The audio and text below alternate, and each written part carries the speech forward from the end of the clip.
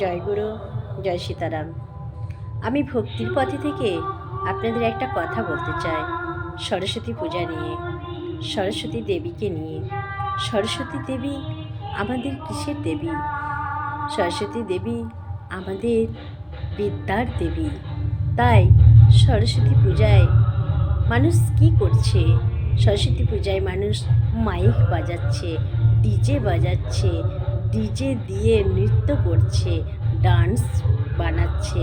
তাহলে মা সরস্বতী কি এতে তুষ্ট হন? জানবো আমরা।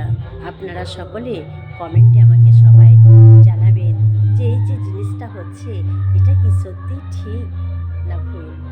সনাতনী ধর্মে থেকে আমরা এই জিনিসগুলোকে এখনো বুঝতে শিখলাম না যে কি করতে হয় আমাদের মা সরস্বতী দেবীকে। মা সরস্বতীকে আহ্বান করতে হয়, মা সরস্বতীকে কণ্ঠে রাখতে হয়, হৃদয়ে রাখতে হয়, জ্ঞানের আলো জাগাতে হয় তাকে দিয়ে।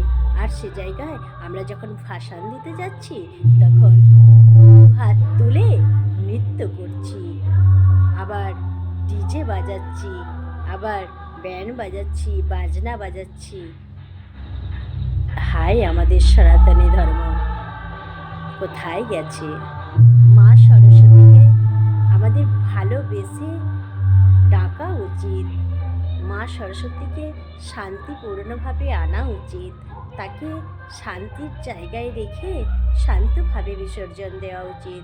কিন্তু না, আমরা কি করছি? আমরা এত বড় বড় ভুল করছি। বিদ্যার দেবী কি এতে তুষ্ট হচ্ছেন? না, বিদ্যার দেবী এতে তুষ্ট হয় না। বিদ্যার দেবীকে বিদ্যার জায়গায় রেখে মর্যাদা সম্পন্নভাবে ভাষণ দেওয়া উচিত। আমাদের দুনিয়া এত নোংরামো হয়ে গেছে যে বিদ্যার দেবীকে আনছি আর 7 দিন ধরে মাইক বাজনা বাজাচ্ছি আর নৃত্য করছি, আবার ডিজে বাজাচ্ছি।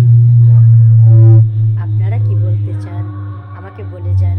আমি ভক্তির পথে থেকে এটুকুই বললাম যে সকলে সনাতনী ধর্ম মানুষরা একটু সচেতন হন, তাহলে আমাদের অনেক লাভ হবে।